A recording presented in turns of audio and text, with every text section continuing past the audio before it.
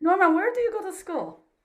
I go to school in Oak Hill Middle School in Newton, Massachusetts. Our school offers both online and hybrid, so I'm doing online currently. It's good because we have a bit more opportunities to have time to do things, that other activities that are not related to school, like I'd say practicing piano. My favorite subject in school is science because it's something that would extend our knowledge about the universe and many other things. What do you do outside of school other than your piano study?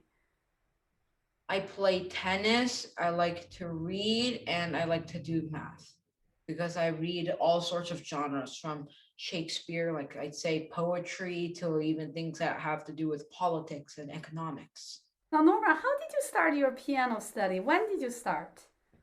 I started when I was 4, and it all began when I was around 2 or 3 and a half, and I was at daycare, and I heard the teacher playing the piano, and I found it so engaging, and it was so much more interesting than all the other musical activities we did, like singing. I did group lessons, and then later, gradually, over on in the future, went to my teacher, Miss Dorothy. She I've just been doing it naturally because it's something that I really, really love. What do you love about that? What I love about piano is like how it has such a beautiful sound and what it can do to help me and others or other things like that. Oh, when I was little, I really liked Franz Liszt because all his music was so virtuosic and it looked extremely cool. How's practicing like for you on the daily basis? So I always usually start off with scales or some basic technical things, exercises you would use, and then I gradually go on to the parts where I need to improve or just play my piece that I'm currently studying. I either just practice that technical passage for multiple times, just that passage, like hands alone first, and then I combine both hands, or I just grab that type of technique and just practice it. Like, say, if I was practicing like a passage in a list etude that had a lot of octaves or thirds, I'd either just practice that passage or I would practice an exercise related to it.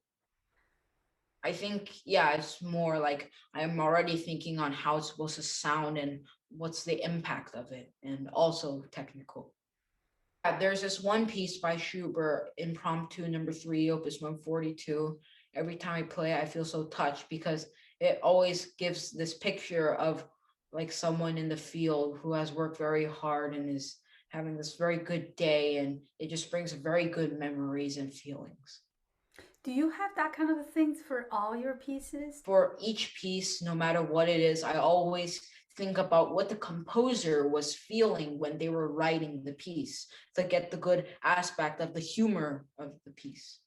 So I just usually learn the notes first, which doesn't take me very long because I just found out that I can just memorize things very quickly, and then I go on to the polishing stage on improving these parts technically, or like things say we like have more dynamics in this one part or make the dynamics more clear.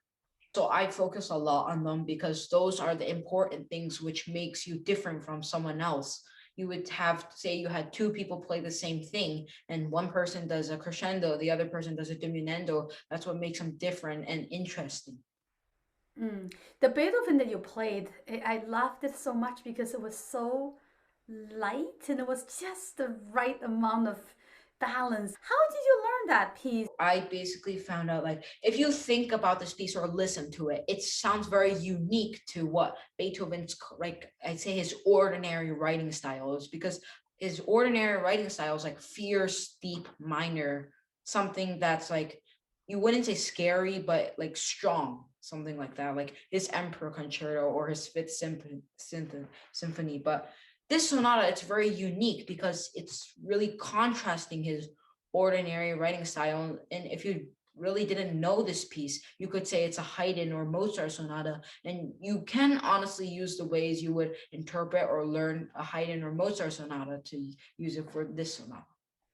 Do you have a certain pieces that you're drawn to that you can't wait to learn more? One piece that I would really want to learn more is Liszt Piano Concerto because I've already finished it and polished it, but I want to make it even better because it's something that a ton of people can play at the same time, not just one soloist, like an entire orchestra with a conductor and a soloist. And it has so many harmonies and melodies that are really beautiful.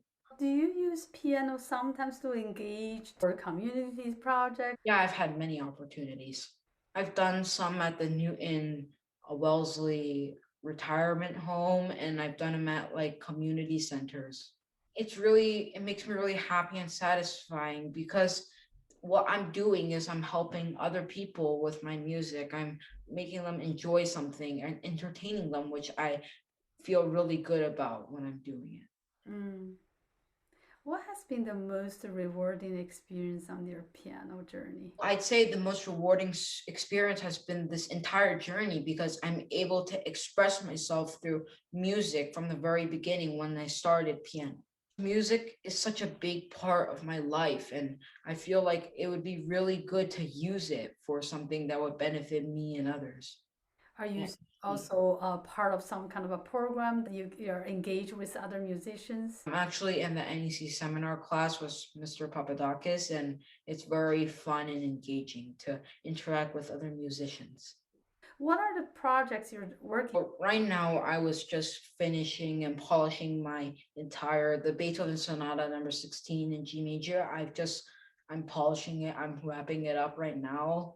And some other projects I'm doing are these like I'd say fairly medium or big pieces that I'm doing. If you have a word of encouragement for the younger kids who are just starting on this journey, what would you say?